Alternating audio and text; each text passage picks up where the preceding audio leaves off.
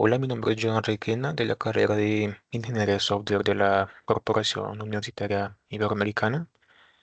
Hoy voy a presentar la actividad número 4 sobre la máquina de Turing. Entonces, primero que todo voy a explicar lo que es una máquina de Turing. Entonces, pues, la máquina de Turing fue una propuesta por Alan Turing en 1936. Básicamente, esta simula cómo un sistema computacional puede resolver un problema paso a paso.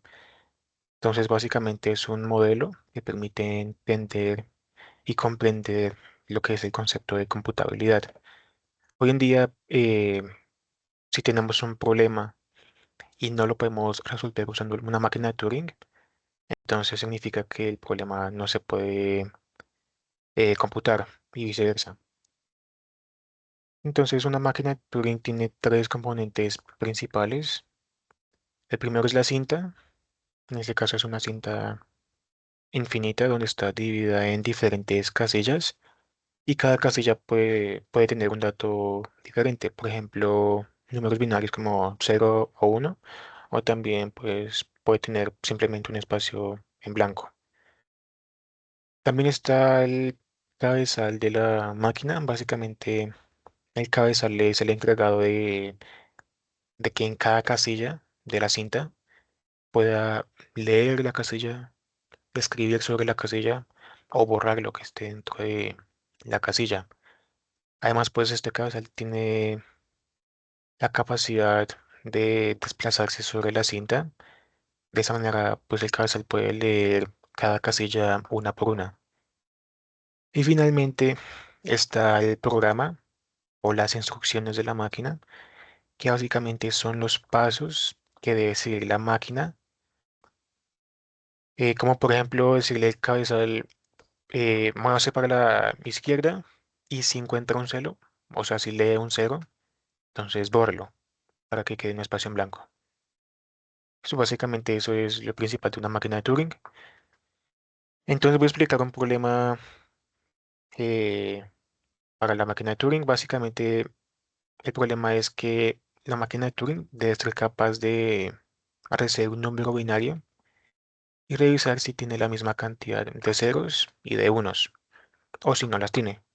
Un ejemplo es por acá, digamos, tengo un número binario 00100, pues hay cuatro ceros y solo un uno, o sea, hay diferente cantidad de ceros que de unos. En este caso, pues el resultado debe ser falso. Y acá hay otro ejemplo verdadero que hay, digamos, tres unos y tres ceros. Pues hay la misma cantidad de unos que ceros, por lo que es verdadero. Esta es la tabla de estados de la máquina. Entonces hay seis diferentes estados. El estado cero, que básicamente marca un cero y un uno, con una X o con una Y respectivamente. Entonces, digamos, si encuentro un cero, lo marca con una X, creo una X. El cabezal se mueve a la derecha y sigue al estado 2. El estado 2 dice que si encuentra un uno, o sea, la pareja del cero, lo marcará con una y va a cambiar el estado uno. Lo mismo pasa con el estado 3, es básicamente lo mismo. Si encuentra un uno acá en el estado cero, lo marca con una cambia el estado a 3 y pues va a encontrar la pareja del uno, que es un cero, y lo va a marcar con una X y pasa al estado uno. El estado uno básicamente lo que hace es volver al principio el número binario, a recorrer todas las casillas anteriores hacia la izquierda hasta que encuentre un espacio en blanco, que es básicamente el principio, la casilla que está antes del número binario. Una vez la encuentra, pues pasa a la derecha, o sea, al primer dígito del número binario, y pasa o sea, vuelve una vez más al estado cero, y vuelve así como un ciclo, o sea, va encontrando parejas de ceros y unos hasta que no encuentre ninguna pareja restante. Lo que pasa es que acá en estado cero, una vez no hayan más parejas y no sobre ningún número, pues va a detenerse y al estado aceptar. Básicamente es que lo que dice es que pues sí hay la misma cantidad de ceros que de unos. En cambio, si estamos en el estado 2 o en el estado 3 buscando la pareja de un 0 o de un 1 y no encuentra esa pareja o se encuentra un espacio en blanco, entonces se va a detener y va a pasar al estado de rechazo, lo que significa que no hay la misma cantidad de ceros que de unos. Entonces vamos a hacer un ejemplo acá, gráfico. Tenemos acá este número binario, el 1, 0, 0, 0, 1, 1, 0. Básicamente hay cuatro ceros y tres unos, por lo que no hay la misma cantidad de ceros que de unos. La máquina debe ser capaz de decirnos que, o sea, debe pasar el estado de rechazo. Entonces acá comenzamos en el primer dígito del número, comenzamos en el estado cero.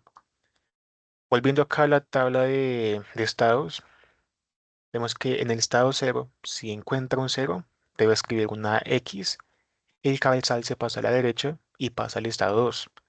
Entonces acá vemos que el cabezal pasa a la derecha, escribe acá, bueno, en este caso es encontrar un uno, entonces pues escribe una Y en vez de una X. Entonces se pasa a la derecha, se pasa al estado 3 porque encontró un uno. Y en este caso vamos a encontrar la pareja de un uno. Va a ser el primer cero que haya después de esta Y que marcamos.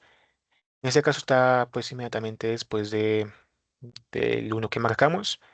Por lo que volviendo acá a la tabla de estados, el estado 3 dice que si encuentra un cero lo va a marcar con una X, el causal pasa a la derecha y pasa al estado uno. Entonces acá volviendo acá, pues acá vemos que marcó la X, marcó el cero con la X, pasa a la derecha y cambió al estado uno. El estado uno, pues como me dije anteriormente, lo que hace es volver al principio del número. Entonces, volviendo acá a la tabla de estados, pues básicamente se encuentra un cero, uno, una X o una Y. Va a escribir pues lo mismo, o sea, no lo va a cambiar. Va a mover a la izquierda. Entonces vemos acá, pues va a la izquierda, encuentra una X, va otra vez a la izquierda, encuentra una Y, va a volver acá a la izquierda y ahora acá no hay nada, hay un espacio en blanco. Entonces en estado uno viendo acá en la tabla de estados, el blanco dice que va a pasar a la derecha y va a cambiar al estado cero, volviendo otra vez al mismo ciclo. Entonces acá pues vemos que está acá en espacio blanco, entonces se pasa a la derecha y cambia al estado cero. En el estado cero vemos que se encuentra una X o una Y, lo va a dejar igual, o sea, va a dejar una X o una y va a pasar a la derecha hasta que encuentre un cero o un uno. Entonces vemos acá, encuentra una X, digo una Y, la deja tal cual como está, se va a la derecha, sigue en el estado cero, encuentra una X, la deja tal cual como está, se mueve a la derecha y acá encontró un cero. Entonces volvemos al mismo ciclo, el cero lo marcamos con una X, como estoy acá en la tabla de estados, pasa a la derecha y pasa al estado 2, como vemos acá. El estado 2, volviendo acá a la tabla de estados, una vez más, dice que si encuentra un uno lo va a marcar con una Y, va a pasar a la derecha y pasarlo otra vez al estado uno. Entonces, acá hay un cero, no es un uno, por lo que lo dejamos tal cual como está, como dice acá en esta fila. Pasamos a la derecha y pasamos al estado 2, o sea, seguimos en el mismo estado. Entonces estamos acá en el cero, lo dejamos tal cual como está, pasamos a la derecha, seguimos en el estado 2 y acá hay un uno. Este uno, como dice la tabla de estados, lo marcamos con una Y, pasamos a la derecha, como dice acá, y pues pasaría al estado uno. Para no hacer la presentación repetitiva, pues no voy a explicar otra vez el estado uno. Básicamente, como dije anteriormente, el estado uno lo que hace es volver al primer dígito acá del número binario. En ese caso, pues va a ser la Y, que es marcado como una Y.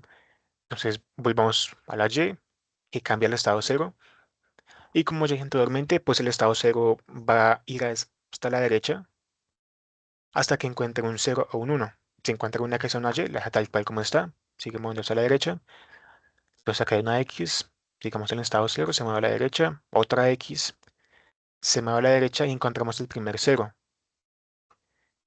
El cero, pues, va a marcarlo con una X, sigue a la derecha, vamos a encontrar la pareja del cero, que va a ser el primer uno que da ya después del cero, y pasamos al estado 2.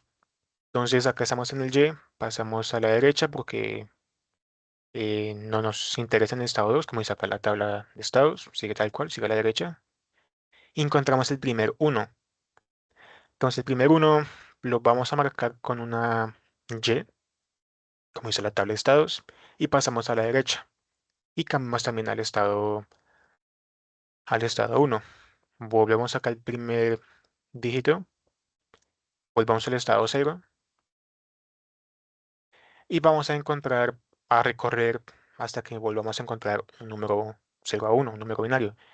Pues acá estamos en X, Y, entonces vamos a recorrer todo esto hasta que encontremos acá este cero. Volvemos acá, llegamos acá al cero, sigamos en estado cero y en este caso vamos a marcar esa X, o sea, ese cero con una X y pasamos a la derecha pasando al estado 2. Ahora acá encontramos un problema, es que ya no está ni un cero, ni un uno, ni una X, ni una Y. Está un espacio en blanco. Entonces, en el estado 2, viendo acá la tabla de estados, vemos que el espacio en blanco lo que va a hacer es que se va a detener y nos va a mandar para el estado de rechazo. Esto significa que básicamente, pues, no hay la misma cantidad de ceros que de unos. Entonces, por eso que mandamos acá el estado de rechazo. Suponiendo que este cero no existe, entonces, pues, la máquina de Turing lo que haría es que, como no hay más ceros ni unos, solo hay X y Y, y acá, suponiendo que no está ese cero, pues hay un espacio en blanco, pues acá en estado cero, pues vemos que está el detener y el estado de aceptar. Pero no es el caso, en este caso, pues em, nos pasamos al estado de rechazo, que significa que no hay la misma cantidad de ceros que de unos.